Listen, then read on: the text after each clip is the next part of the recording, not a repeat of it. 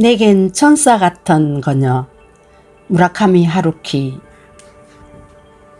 지금은 죽은 왕녀를 위하여. 세 번째.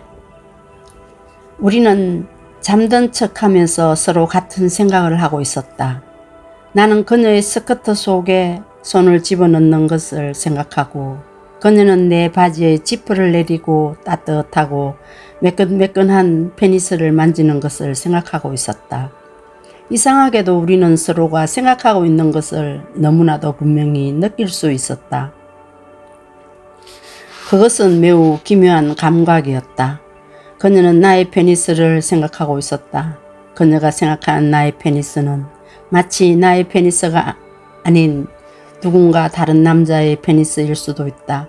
그러나 그것은 어쨌든 나의 페니스였다.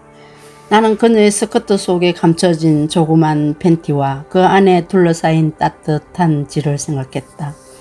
그녀도 내가 생각하는 그녀의 질에 대해서 내가 나의 페니스에 대해 느낀 것과 같은 생각을 하고 있을지도 모른다.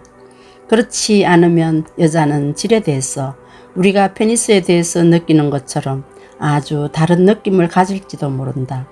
몹시 망설임 끝에 나는 그녀의 스커트 속에 손을 집어넣지 않았고, 그녀 또한 내 바지의 지퍼를 내리지 않았다. 그것을 억제하는 것이 그때는 매우 부자연스럽게 느껴졌지만 결국 잘했다고 생각한다.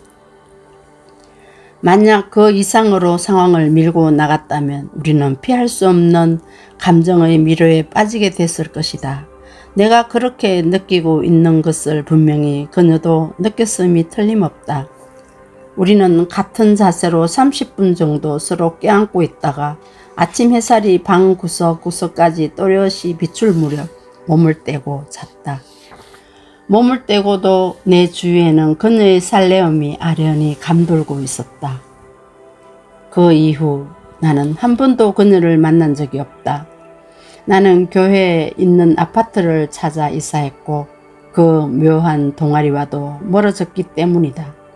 물론 묘하다는 것은 어디까지나 내 생각이고 그들은 한 번도 자신들이 이상하다는 생각을 해본 적이 없을지도 모른다.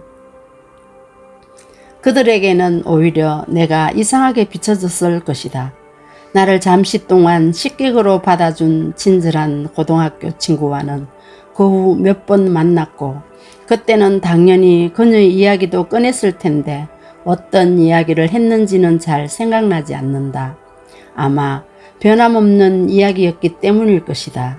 대학을 졸업하고 그 친구가 관서 지방으로 돌아가 버려 더 이상 만나지 못했다. 그리고 그로부터 3년이 지나고 세월의 흐름에 따라 나도 나이를 먹었다. 나이를 먹으면 좋은 점 중 하나는 호기심을 갖는 대상의 범위가 한정된다는 것이고, 나도 나이를 먹어감에 따라 특별한 부류의 사람들과 만날 수 있는 기회가 옛날에 비해 훨씬 줄어들었다. 가끔 예전에 만난 사람들을 기억해내는 경우도 있지만 그것은 마치 기억의 끝에 떠오르는 단편적인 풍경처럼 나에게 더 이상 아무런 감흥도 불러일으키지 않는다. 별로 그립지도 않고 별로 불쾌하지도 않다.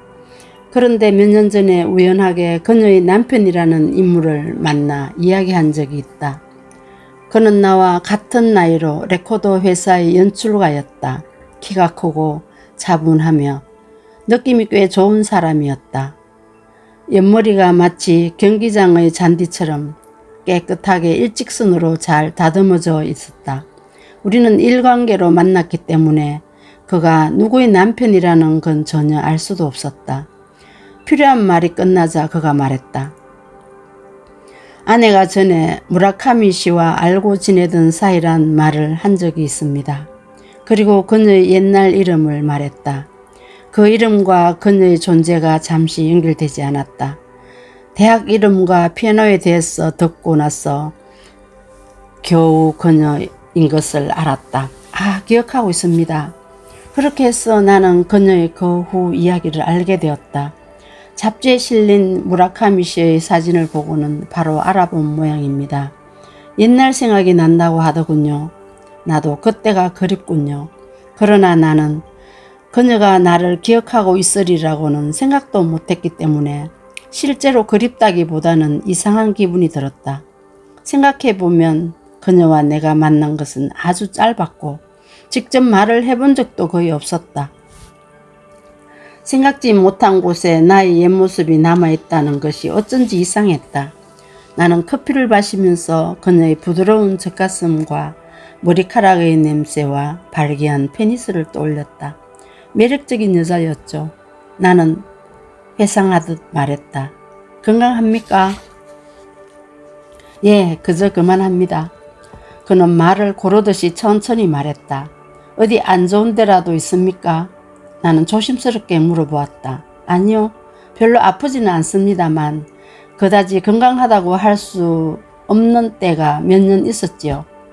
도대체 어디까지 질문을 해야 좋을지 몰랐기 때문에 나는 애매하게 고개를 끄덕였다. 솔직히 말해서 나는 그 후 그녀가 어떻게 지냈는지 그다지 알고 싶지도 않았다. 제가 한 말만으로는 뭐가 뭔지 종잡을 수 없겠죠. 그는 입가에 미소를 띠면서 말했다. 순서대로 정리해서 이야기하기 어려운 구석도 있고 정확히 말하면 그녀는 상당히 건강해졌습니다.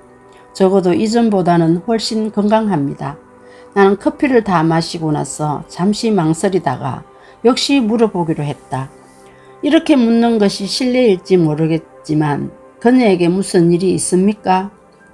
말씀을 듣고 있어도 잘 이해가 안 됐어요. 그녀는 바지 주머니에서 빨간색 말보로를 꺼내 불을 붙여 피웠다. 지독한 골초인 듯 오른손 인지와 중지, 손톱이 누렇게 변색되어 있었다. 괜찮습니다. 별로 감추고 싶지도 않고 그렇게까지 상태가 나쁜 것도 아닙니다. 일종의 사고 같은 것입니다. 뭐 자리를 옮겨서 이야기하죠. 그게 좋지 않겠습니까? 우리는 다방을 나와 황혼의 거리를 잠시 걷다가 지하철역 근처에 있는 작은 바에 들어갔다. 자주 가는 단골 가게인 듯 그는 카운터 끝에 앉자마자 익숙한 말투로 대형 글라스에 든 스카치 위스키 더블과 광천수를 주문했다. 나는 맥주를 주문했다.